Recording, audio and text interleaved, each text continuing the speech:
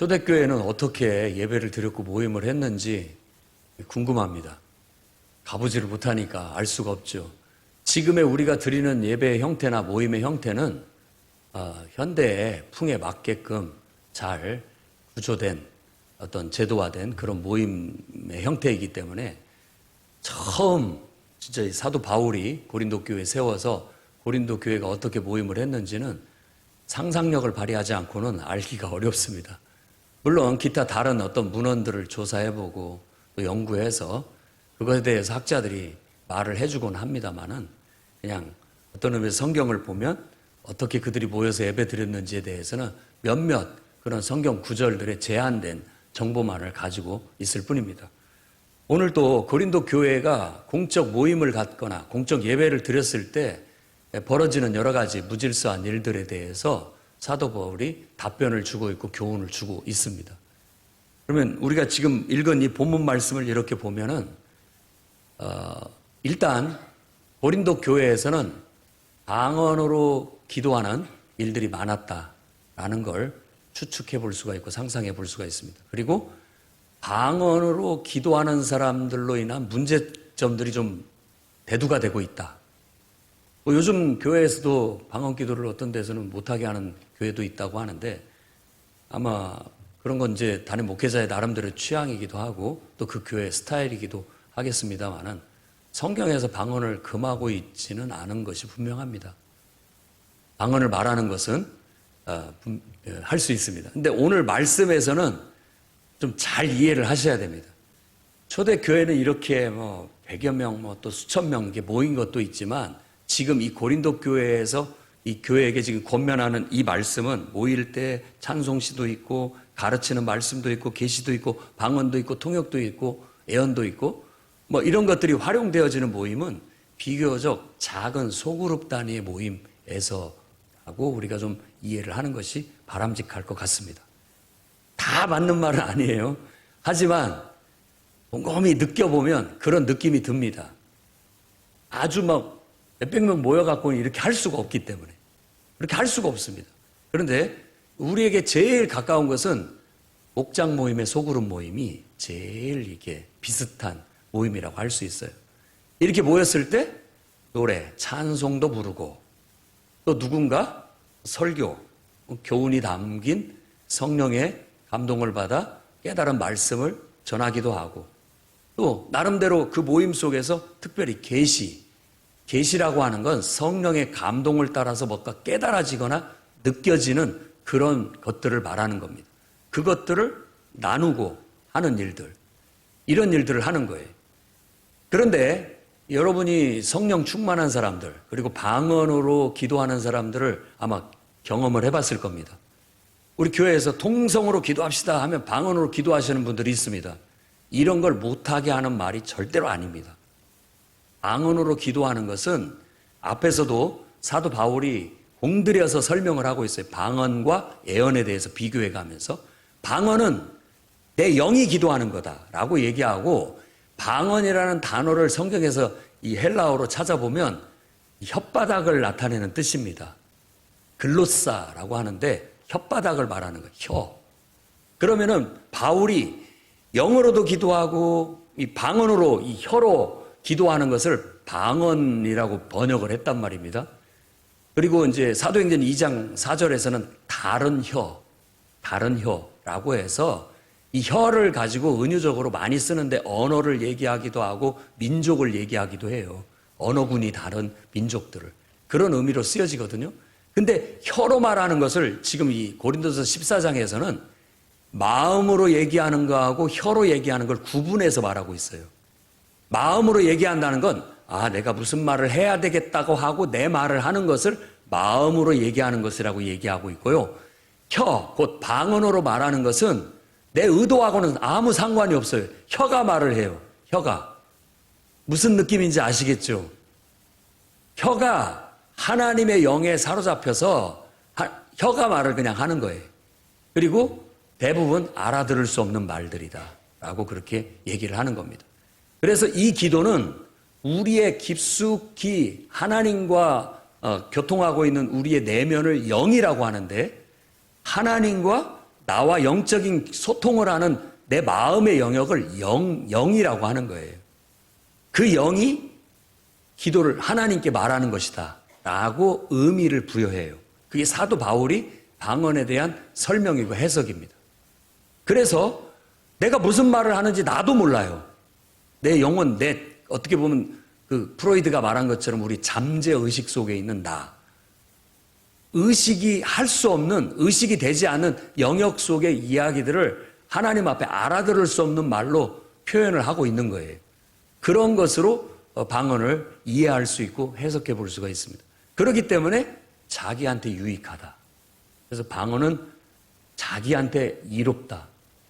어떤 뭔가가 내 내면에 억눌려 있는 내 내면 속에 있는 그런 것들이 내가 의식으로 기도하지 못하는 영역까지도 내 영혼 속에서 나오는 거예요. 가끔 저도 이런 생각합니다. 벙어리 된 가슴, 그리고 어린 아이들의 옹알이. 벙어리가 말을 하고 싶은데 말로 표현을 못하니까 얼마나 이게 답답합니까? 근데 내가 어떤 감동을 받았을 때도 그렇고 어떤 막 이게 느껴졌는데 뭔 말로 표현할 수가 없어요. 그랬을 때는 그냥 탄성, 내 안에 내면에서 우러나오는 외침, 어떤 내 몸의 몸부림, 이런 모든 것들로 소리가 나오는 거예요. 그런 어떤 표현들이 방언이라고 볼 수 있고, 여러분들은 참 방언 통역을 잘해요. 그게 뭐냐면 아이들이 옹알이만 해도 배고프다고, 똥 쌌다고, 기저귀 갈아달라고 얼마나 통역들을 잘합니까? 그렇죠? 아이들이 옹알이만 해도 그 옹알이 속에는 우리의 언어나 우리가 익숙해진 언어는 아니지만 그 내면에 자기가 하고 싶은 표현을 하고 있는 거잖아요. 그래서 우리는 우리 말로 번역을 해서 듣잖아요. 젖달라고 혹은 기저귀 갈아달라고 다 번역해서 듣는 거잖아요. 그게 방언과 방언 통역에 대한 이해의 어떤 한 은유라고 볼 수 있겠어요. 여러분이 그걸 이해를 해야 됩니다. 그 다음에 여러분은 방언 성령 충만해가지고 방언 말하는 사람을 어느 정도 수준까지 봤습니까? 교회에서 통성 기도할 때 방언 기도하는 건 아무 문제될 것이 없어요. 왜? 사람들 소리에 묻히기 때문에 저 사람은 방언으로 기도하고 나는 내 말로 기도하고 내 의식으로 기도하고 이런 게 다 어우러져 묻히기 때문에 별 두드러진 것도 표시가 안 나요. 그런데 저는 아주 충만한 사람을 본 적이 있습니다. 너무 성령에 충만해가지고 방언을 말하는데 예배가 끝났어요. 계단을 내려가는데도 방언으로 기도하고 가요. 내가 말을 걸었는데도 방언을 해요. 그 정도로 성령에 심취해서 방언을 말하는 사람 봤어요. 여러분 그런 사람 본 적 있으세요? 네, 저는 어려서 오순절 교회를 다녀가지고 순복음 쪽에 개통의 교회를 다녀서 그때는 성령 충만함이 방언을 말하는 거와 이렇게 배치가 돼 있어서 방언 말하는 게 그 성령 받은 거고 또 성령 충만한 현상으로 나타나는 것이라고 그래요. 틀린 말은 아닙니다. 성령에 사로잡혀서 성령의 말하게 함을 따라 말하는 게 방언이니까 나도 모르는 말이지만 그걸로 인해서 여러 가지 체험도 있습니다. 저기서 막 은혜 받고 충만해갖고 집에 걸어가는 길 속에서도 방언으로 기도하면서 걸어가는데 저쪽에 있는 프랑스 사람이 와가지고 악수를 청하는 거예요. 프랑스 사람이냐고. 무슨 말이냐라고 했더니 당신이 계속 프랑스 말로 이렇게 하면서 왔다. 그렇게 들었다라는 거예요. 그런 것도 놀랍지 않습니까? 그런 일들도 있다라는 간증이 있어요. 그리고 인도에서 이제 고아원을 경영하는 선교사들을 통해서 성령 운동이 일어나고 방언, 이제 성령 받고 아이들이 방언을 말하는데 이 선교사도 이 선교사들도 다 여러 질이 있습니다. 그냥 단기 선교로 가서 잠깐 동안 있는 사람도 있고 아예 거기에 몸받지 않은 사람도 있고 이 사람은 거기에 아마 단기 선교로 간 것 같아요. 가서 아이들이 기도를 하는데 아이들이 유창한 영어로 그 중에 하나가 유창한 영어로 말하는 걸 들었다는 거예요. 그 아이가 영어로 말하려고 한 것도 아니고 아닌데도 불구하고 그렇게 들렸다라고 그렇게 얘기하는 것이죠. 저도 대학생 때 이제 제가 목회자 된다고 했을 때 지금 우리 청소년들이 하듯이 예배 끝나면 같이 딱 모여갖고 한 20-30분 막 기도하고 가고 그랬단 말이에요. 우리도 저녁 예배 끝나면 다 당연히 20-30분은 기도하고 가는 게 그냥 통설이에요. 어른들 다 가도 우리 학생들은 그냥 자동으로 모였단 말이에요. 그러면서 같이 이제 지하 예배실에서 막 은혜 받게 해달라고 또 성령 충만하게 해달라고 막 기도하는데 그렇게 하고 나면 제가 같이 은혜 받은 걸 나누는 시간을 갖습니다. 근데 한 자매가 한 형제가 막 기도를 하는데 자기를 막 책망하는 소리를 하더라는 거예요. 근데 그 형제는 그런 말을 한 적이 없어요. 방언으로 기도했을 뿐이지. 근데 이 자매는 자기의 죄를 책망하는 소리를 들었어요. 그런 나눔을 통해서 경험한 거니까 본인이 그랬다는데 누가 뭐라고 합니까? 그래서 자기가 회개가 됐고 하나님 앞에 이렇게 정말 책망을 들은 경험을 했다고 이런 말들을 하게 된 거죠. 이런 것들이 이제 은사가 우리의 모임과 예배를 통해서 활용되어지는 실제적인 현상들이죠. 여러분은 어떻습니까? 영적인 좀 삶을 살고 계십니까? 아니면 요즘은 영적인 은사 하나 필요 없어요. 그냥 얼마든지 풍족하고 나름대로 고상하게 신앙생활을 잘하고 있을 뿐인데요. 그런 영적인 은사까지 굳이 필요합니까? 라고 생각하고 계시는지도 모르겠습니다. 하지만 사도 바울은 영적인 데 관심을 가지라고 합니다. 그것이 잘만 쓰여지면 본인에게도 유익하고 교회에도 유익하고 교회 속에 하나님의 역사가 나타나고 복음이 힘을 얻고 나아가는데 부족함이 없다라는 거예요. 문제는 지금 이 말씀에서 우리에게 주고 있는 문제는 뭐냐면 자, 여러분 목장 모임을 하러 왔어요. 그래서 속으로 모임을 하는데 자, 우리 찬송하고 같이 은혜 받은 말씀을 서로 나눕시다. 은혜 받은 말씀, 성령의 감동을 따라서 내가 깨닫고 뭔가를 느끼고 경험한 것을 말하는 게 예언입니다. 이 예언이라는 말이 하도 오해가 많기 때문에 대언이라고 생각하면 좀 맞을 것 같아요. 더 오히려 대언. 아까 기도하시는 분도 제가 하나님 말씀을 대언한다고 했는데 맞습니다. 대언이 성령으로 감동으로 내게 깨우쳐 주는 것을 여러분에게 전달하는 전달자, 심부름꾼이 불과한 거죠. 여러분들도 목장 모임할 때 우리 하나님 말씀 나눕시다, 우리 삶을 나눕시다라고 했을 때 그냥 말을 나누는 게 아닙니다. 하나님이 내게 감동으로 주신 그 깨달음, 그 감동, 그 은혜의 말을 내가 내 말로 전달하는 거예요. 그건 예언행위예요. 그래서 돌아가면서 순서대로 해야 됩니다. 돌아가면서. 그러면 목장 구성원이 5명이다라고 했을 때 한 사람 한 사람이 성령의 감동을 받고 경험한 것들을 말하게 됐을 때 이 사람의 설교에 내가 아멘, 도전도 받고 책망도 받고 내 스스로 돌아보기도 하고 그런 은혜를 받는데 그 다음 사람이 또 하는데 또 색다른 또 다른 은혜가 되고 나름대로 감동이 되고 도전도 받고 책망도 받아요. 그렇게 모든 5사람이 다 돌아가면서 했을 때 한 3분에서 5분 정도에 5편의 설교를 듣는 것 같아요. 할렐루야죠. 안 그렇습니까? 너무 좋아요. 세상에 도대체 어떤 모임에서 이런 은혜를 나눌 수 있느냐 도대체. 너무 좋다. 다음에도 보이자. 다음에도 보이자. 이게 속으로 모임. 지금 사도 바울이 오늘 26절에서 33절에 표현하고 있는 이 교회 모임에 대한 하나의 모델이라고 할 수 있습니다. 그런 모임이 이루어지는 거예요. 그런 모임. 찬송시도 있고, 계시도 있고, 예언도 있고, 방언도 있고, 통역도 있고. 그런데 자, 내 순서가 왔어요. 근데 막 너무 성령이 충만해. 막 방언이 나오는 거예요.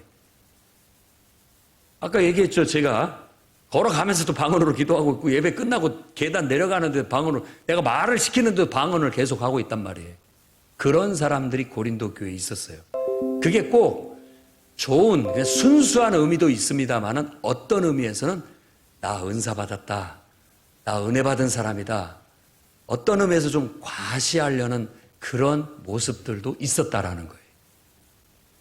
그래서 그런 것에 있어서는 절제가 필요하다라는 교훈을 주고 있습니다.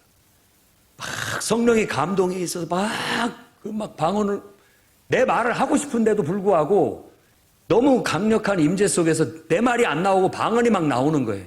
그러면 똑같이 영적인 사람이라면 어떤 사람이 그걸 듣고 그 방언 소리를 듣고 또다시 감동을 받아서 성령의 감동을 받아서 그 영혼이 지금 방언으로 막 말하는 게 우리가 옹알이 해석하듯이 무슨 말인지 알겠죠? 하나님께서 이렇게 우리에게 말씀하십니다 라고 번역을 해주면 예언이나 똑같은 거죠. 말씀을 나누는 거나 설교나 똑같은 효과를 줘서 그 말씀을 듣고 은혜를 받고 도전을 받고 책망이 되기도 하고 회개하기도 하고 변화가 되기도 하고 뭔가 해보려는 의욕이 나기도 하고 이런 일들이 일어나겠죠. 그런데 아무도 알아듣는 사람이 없어. 예를 들어 여러분 모임 속에 다 목장 구성원에 그 미국 사람이 하나 있다고 해보세요. 다행히 통역을 데리고 오면 한마디 하면 통역해주면 다 알아듣고 아멘 하고 은혜를 받을 텐데 이 사람이 그냥 한국말도 못하고 막 영어로 한 5분 동안 이렇게 떠들었다고 해보세요. 그럼 여러분들은 눈만 뻐끔뻐끔하면서 무슨 말을 한 거야. 은혜가 안 되겠지요. 그런 경우를 금지하는 겁니다. 그런 것은 혼자 가서 기도할 때 하고 여기서는 네가 깨달은 우리가 알아들을 수 있는 말로 말씀을 나눠줘라. 그래야 우리가 아멘 할 수 있고 은혜를 받을 수 있고 도전도 받을 수 있고 변화도 될 수 있는 거 아니겠습니까? 제가 하는 설교가 어렵습니까? 하나도 못 알아듣겠습니까? 그러면 아무도 아멘 안 할 거고 은혜가 안 될 거예요. 알아들으십니까? 그러면 아멘 할 거예요. 그리고 은혜가 되십니까? 그러면 아멘 할 거라고요. 왜? 그게 되게 막 공감이 되고 감동이 되고 이러니까 그런 반응이 있게 되는 것이죠. 그런 은혜로운 모임이 될 수 있도록 하기 위해서는 아무리 막 내 입에서 막 입을 막아도 막 방언이 튀어나오고 이러더라도 절제해라. 절제해라. 그리고 정말 그 은혜 받은 감동의 말을 알아들을 수 있게 해줘야 모두에게 은혜가 되지 않겠느냐 하는 교훈을 담은 이야기가 오늘 읽은 말씀입니다. 그래서 최종적으로는 사도 바울이 마지막 절에 14장 마지막 절에 품위 있게 해라 모든 일을 그리고 질서 있게 해라 라는 교훈으로 마무리를 하고 있어요. 그래서 저도 이 말씀을 제목으로 삼아서 여러분들한테 몇 가지 하나님 말씀을 전하고자 합니다. 첫째는 사랑을 완성하기 위해서 신앙하시기 바랍니다. 신앙생활 사랑의 완성을 향해서 가는 겁니다. 그래서 고린도서 13장에 사도 바울이 총체적인 이 고린도 교인들의 문제를 어떻게 하면 바로잡을 수 있을까라고 했을 때 처음으로 돌아가는 거예요. 하나님 사랑. 고린도서 13장에서 말하는 사랑은 절대 세상에서 말하는 사람에게 잘해주고 배려하고 따뜻하게 해주고 친절하게 해주고 이런 사랑을 말하는 게 아닙니다. 대상이 틀려요. 하나님. 우리 이 기독교에서 말하는 사랑은 하나님을 빼고는 말할 수 없는 사랑입니다. 세상에서의 얘기는 하나님이 없는 사랑을 얘기하고 있는 거고요. 그러니까 구제하고 몸을 불살라 내줄지라도 사랑이 없으면 이 우리 기독교 안에서는 아무것도 아니에요. 아무 의미도 없어요. 아무 의미도 없다고요. 그런데 이 우리 기독교 신앙 안에서는 모든 것이 하나님과의 관계 속에서 정의하고 관계 속에서 의미를 찾고 관계 속에서 가치를 추구하는 그런 곳이 이 교회입니다. 기독교 신앙. 그래서 교회는 기독교의 위대한 가르침은 사랑이라고 얘기하는 거예요. 그 사랑을 세상 사랑이라는 용어로 표현을 해야 되는데 딱 맞는 말이 없어요. 구약의 히브리어로는 헤세드, 그리고 헬레니즘 시대를 겪은 초대교회에는 헬라어를 쓰는 그들은 다양한 사랑의 용어를 지칭하는 용어가 있는데 그 중에 아가페라는 용어를 사용했습니다. 근다고 해서 그 말만 쓰지는 않습니다. 아가페. 그래서 그것을 하나님 사랑이라는 의미로 좀 더 원래는 그런 뜻이 아니지만 그것에 가까운 단어를 차용을 해서 그걸 표현하게끔 만들었던 거예요. 그래서 그걸 우리는 하나님 사랑이라고 합니다. 하나님 사랑이라는 게 여러분이 깨달아야 됩니다. 여러분이 모르고 있기 때문에 깨달아야 된다는 뜻이에요. 여러분이 태어난 거 하나님 사랑입니다. 온 우주를 창조하신 그 자체가 하나님 사랑에 의해서 창조됐어요. 그리고 그 모든 만물이 제각각의 기능을 하고 자기 역할을 수행하는 그 모든 질서와 섭리가 하나님의 사랑이라고 얘기하는 겁니다. 하도 인간이 하나님의 사랑을 깨닫지를 못하니까 보여줄게 라고 하면서 하나님이 인간이 되어 이 땅에 태어나고 그 인간으로 이 땅에 오셔서 내가 얼마나 너희를 사랑하는지 보여준다라는 그런 뜻과 의미로 우리의 모든 허물과 죄를 한 몸에 다 안고 십자가에 죽음으로써 나는 죽을 만큼 너희를 사랑한다라는 걸 보여주시는 게 십자가의 의미입니다. 여러분이 진정으로 그걸 깨닫는다면 십자가는 하나님의 사랑의 손길이에요. 나를 얼마나 하나님이 사랑하시는지 그걸 나에게 알려주신 것이니까. 그래서 그걸 복음으로 받아들입니다. 그러나 믿지 않는 사람들은 아니 2000년 전에 죄 없이 억울하게 죽은 그 청년 예수가 나하고 뭔 상관이냐. 안타깝긴 하지만 나하고 뭔 상관이냐라고 말할 겁니다. 그러나 그것이 하나님이 나를 사랑하시는 너무나도 사랑해서 너를 위해서 내 목숨까지 내어줄 수 있을 만큼 너를 사랑한다는 사랑의 손길로 여긴다면 그 손을 안 잡을 수가 없죠. 어떻게 안 잡을 수가 있습니까? 내 눈에는 내가 존재하는 것도 하나님 사랑으로 느껴지고 내 눈에는 여러분을 이렇게 만날 수 있는 것도 사랑으로 느껴지고 내 눈에는 세상의 만물 속에 그냥 하나님의 사랑이 철철 흘러 넘치고 있는데 그동안 내가 모르고 살았구나. 그 사랑을 깨우쳐주기 위해서 하나님이 몸소 고생스럽게 이 땅에 인간으로 오시고 고생스럽게 나를 위해서 그 피 흘리기까지 십자가에 죽어주시면서까지 나를 깨우쳐주시려고 하셨구나 라는 걸 생각하니까 어떻게 그걸 갖고 하나님 사랑이라고 말하지 않을 수 있고 그분의 손을 안 잡을 수가 있고 그분의 내민 두 팔을 어떻게 안지 않을 수가 있냐고요. 그래서 내가 그 사랑을 알게 됐고 하나님의 사랑을 깨닫는 즉시 내가 하나님을 사랑하는 거예요. 그렇죠? 사랑은 대상이 없이 이루어질 수가 없기 때문에 반드시 관계적인 용어요, 대상적인 용어이기 때문에 하나님 사랑을 받고 보니까 나도 그냥 하나님을 사랑하게 된 거예요. 그 사랑 속에 폭 빠진 거죠. Fall in love.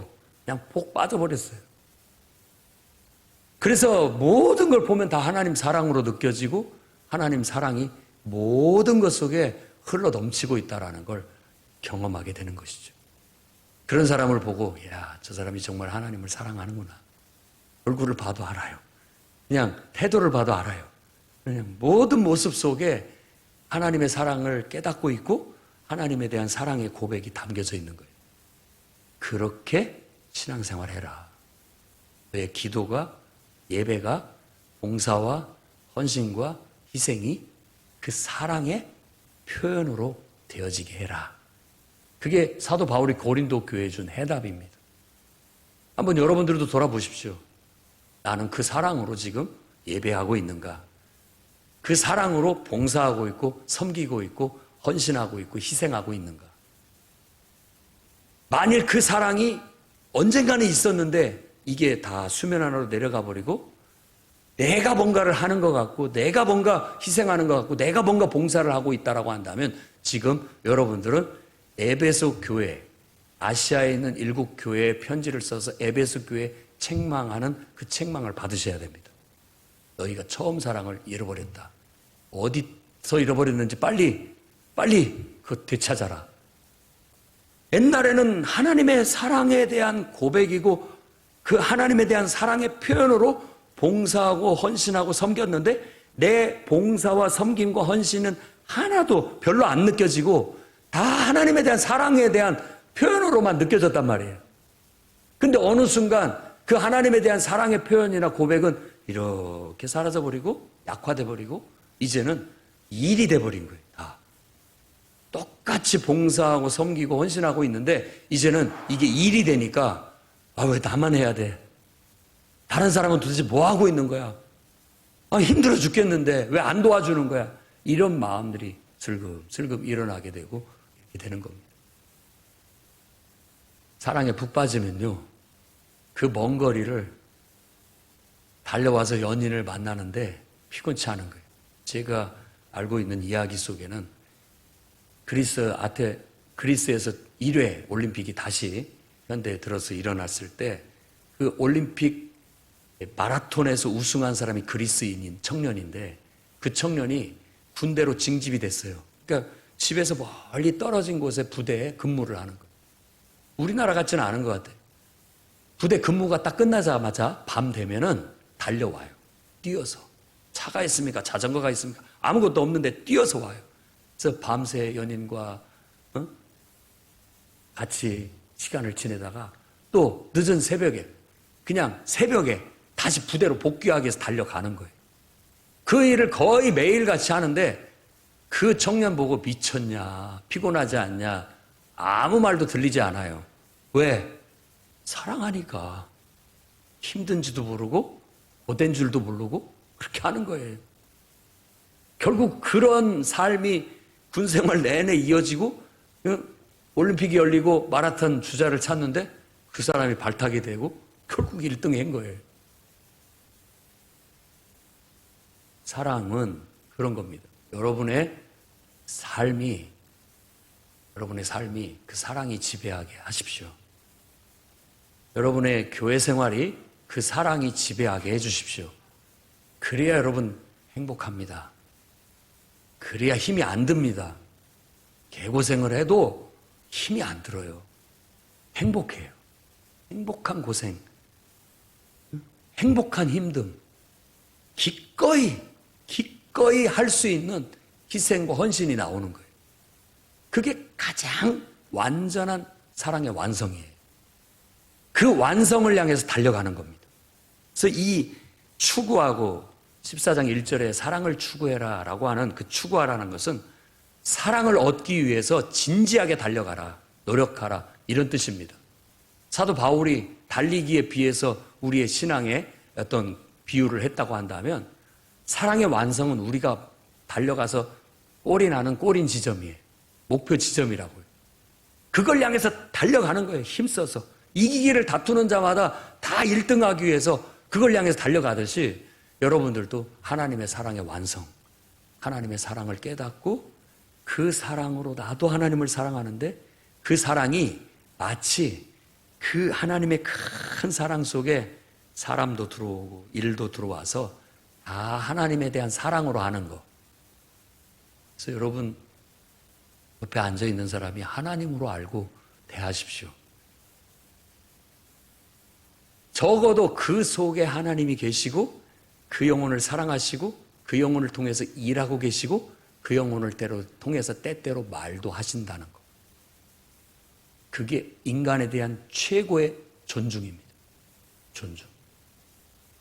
그 사랑의 완성을 향해서 나아간다면 여러분은 하나님이 함께하는 사람 맞다. 이 교회는 정말 하나님이 역사하시는 교회가 맞다.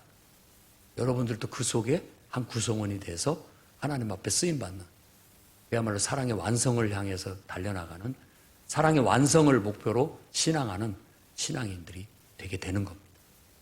두 번째로는 교회 덕을 세우기 위해서 여러분에게 주신 하나님의 은사를 활용하시기 바랍니다. 은사라는 말이 다른 뜻이 아닙니다. 카리스, 은혜로 번역한 단어예요. 근데 어떨 때는 은혜로 번역을 하고 어떨 때는 이렇게 은사라고 번역을 하기도 합니다. 약간의 변형인데 그 단어에 원래는 카리스예요. 보통 카리스마 이렇게 얘기하는 그 단어죠. 근데 그것이 은사라고 번역을 하는 건 중성명사로 쓰게 되면 우리나라 말에는 그런 게 없지만 거기는 여성, 중성, 또 남성 이런 격이 다 그게 있어요. 그러다 보니까 중성으로 쓰면 사물이 되는 거예요. 사물. 그러면 은혜라는 것의 사물이 뭐냐? 선물이라는 뜻으로 바뀌는 거예요. 그래서 은사라고 하는 겁니다. 하나님의 은혜를 받아서 하나님에 의해서 영향을 받아서 나타나는 어떤 현상. 그걸 은혜로운 선물이라고 말하는 거예요. 사도 바울은 그걸 9가지로 이렇게 정리해서 우리에게 말해주고 있습니다만은 그거 외에도 있을 수 있다고 볼 수 있는 것이죠. 어찌 보면 성령의 충만함을 받고 성령의 감동을 받아서 내가 이거 한번 해봐야 되겠다. 봉사도 해봐야 되겠다. 저 의리가 보기 안 좋은데 성령의 감동을 받아 내가 갈아야 되겠다. 이런 감동을 주시는 거, 이런 것들이 성령의 나타남이에요. 나를 통해서 하나님이 뭔가를 이렇게 영향을 줘갖고 나를 통해서 어떤 행동이 나타나잖아요. 그게 열매가 되는 건데 그 모든 열매의 나타남을 우리는 은사라고 그렇게 바울이 지칭을 했다는 걸 알 수가 있죠. 한번 생각해 보십시오. 여러분이 내가 한번 해볼까가 아니라 기도하는데 하나님께서 자꾸 그런 생각을 주시고 마음을 주셔가지고 부담을 느끼고 해야 되겠다. 이런 것이 성령의 은사예요. 성령의 나타남. 그것은 말을 통해서도 이루어지고요. 말을 통해서도 이루어지고 또 다른 행동을 통해서도 이루어지는데 말을 통해서 이루어지는 은사를 사도 바울이 분류하기를 지혜의 말씀, 지식의 말씀. 그래서 여러분 기도하면서 감동이 있어서 내가 이런 말을 합니다. 은사를 활용하는 거예요, 지금. 내가 감동만 받았을 뿐 말하지 않으면 활용하는 게 아니죠. 그런데 이 감동을 받아가지고 이 말을 한다라는 것 자체는 그 말이 하나님에 의해서 쓰여지게 됨으로써 어떤 결과를 이끌어내는데 그 말이 하나님에 의해서 쓰여졌다라고 해서 그게 은사가 되는 겁니다. 지혜로운 말로, 또 지식의 말로 쓰여지는 거죠. 얼마나 위대하고 놀랍습니까? 여러분 그렇게 꼭 쓰여지시기를 바랍니다. 행동을 통해서 쓰여지는 것도 하나님께서 주시는데 저 영혼을 위해서 기도해줘라 라고 했을 때 그 영혼을 기도했더니 성령의 감동이 있어서 기도를 했더니 하나님의 역사가 나타났어.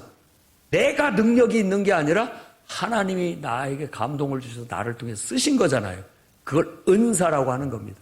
하나님이 주신 선물. 얼마나 감사하고 놀랍습니까? 누군가를 찾아가 봐라 했을 때, 그 감동이 있었을 때 하나님 감동을 따라 하나님께서 자꾸 기도하는데 가보라고 해서 왔습니다 라고 말하고 한번 가보십시오. 그리고 가서 그렇게 말하고 해보십시오. 어쩌면 그렇게 딱 필요한지. 그래서 하나님께서 가라고 하셨구나. 아마 그 영혼도 느낄 거예요. 그래서 하나님이 저 영혼을 나한테 보내셨구나. 이런 일들이 일어났을 때 그걸 내가 잘한 선행이나 착한 일이 아니라 하나님의 역사다. 그건 은사다라고 그렇게 말하는 겁니다. 그런 다양한 일들이 일어나는 것을 은사라고 하는 거예요. 근데 이 모든 일들이 가만히 보면 나에게도 유익이 되지만 누군가에게 유익을 끼쳐서 변화되게 하고 더 나아지게 해서 궁극적으로는 예수님의 몸인 교회를 건강하게 더 성숙하게 세워나가는 데 쓰여지는 것이다. 이런 얘기예요. 우리가 부흥회를 통해서 강사 목사님을 통해서 교회는 나의 삶이다.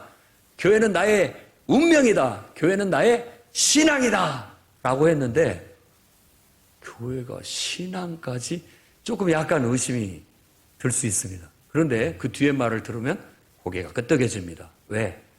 예수님이 승천하실 때 이 땅에 자신의 몸을 남겨두셨는데 그 몸이 교회라는 거예요.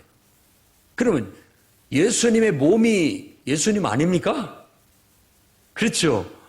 예수님이야말로 나의 삶이요. 예수님이야말로 나의 운명이요. 예수님이야말로 나의 신앙이다라는 말은 전혀 꺼리낄 것이 없어요. 교회는 나의 삶이요. 교회는 나의 운명이요. 교회는 나의 신앙이다라는 말은 교회까지 이런 마음이 드는데 그 교회를 예수님의 몸이라고 정의한다면 그런 고백을 할 수 있다라는 거예요. 그만큼의 교회 구성원이 유대감을 가지고 예수님의 몸의 각각 지체로서 여겨지고 서로 간에 이와 같이 성령의 역사를 통해서 서로 도움을 주고받고 산다면 그의 몸으로서의 기능을 활발하게 하게 되는 겁니다. 그러니 성령이 여러분에게 임재하시고 성령이 여러분에게 감동하셔서 역사하셨을 때 여러분 그걸 무시하지 마십시오. 그걸 활용하셔야 됩니다.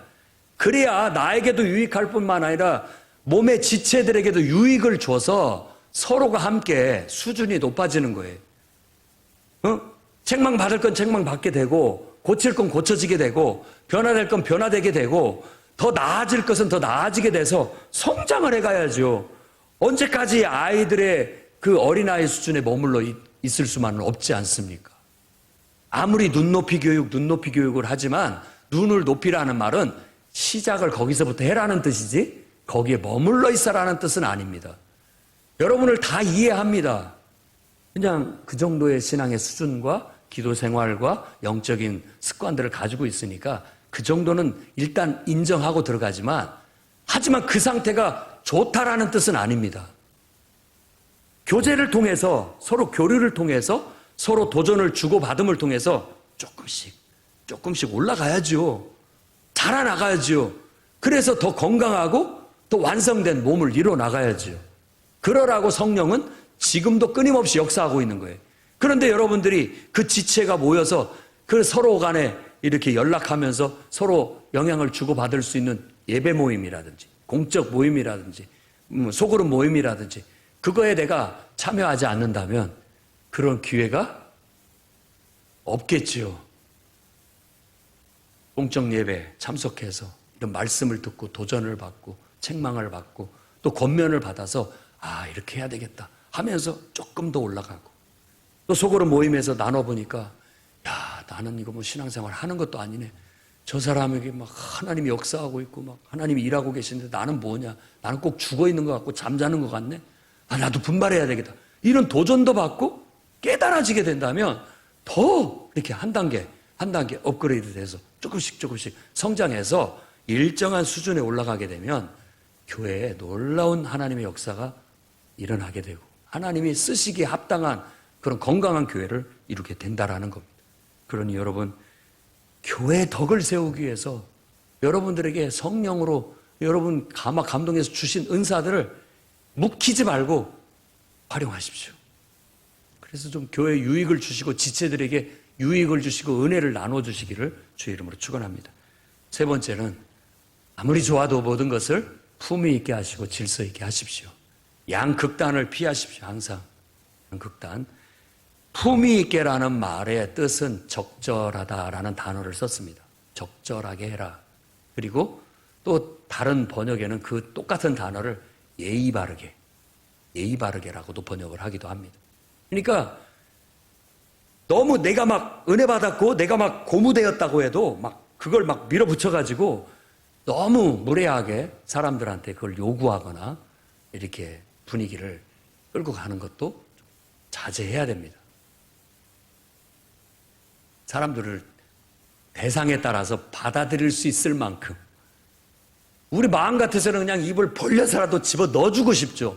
여러분들이 너무나 자녀를 사랑하니까 막 강제로라도 하게 하고 싶은데 아이들의 수준을 생각하셔야죠. 그 수준은 아직 그걸 소화시킬 수도 못하고 그걸 삼키지도 못하는데 어떻게 다 밀어 넣으려고 하십니까? 그런 절제는 성령에 의해서 또 다른 어떤 은사에 의해서 하나님의 성령의 역사하심에 따라서 절제할 줄도 알아야 된다. 멈출 땐 멈출 수 있어야 된다. 그걸 좀 적절히 맞출 수 있어야 된다라는 거예요. 그게 품위 있게라는 뜻입니다. 그리고 질서 있게라는 말은 규칙대로 이런 의미가 있어요. 어느 정도 내가 자유죠. 내 마음대로 할 수 있죠. 그것도 나쁜 것도 아니고 죄도 되지 않습니다. 하지만 우리 공동체 전체를 봤을 때 우리가 어떤 규범이 있다면 지켜야 할 틀이 있다면 지켜나가는 거. 그래야 규모가 서는 거예요. 예수님께서 예수님이 무슨 요한한테 침례를 받습니까? 요한이 예수님께 침례를 받아야죠. 하지만 주님 말씀을 보십시오.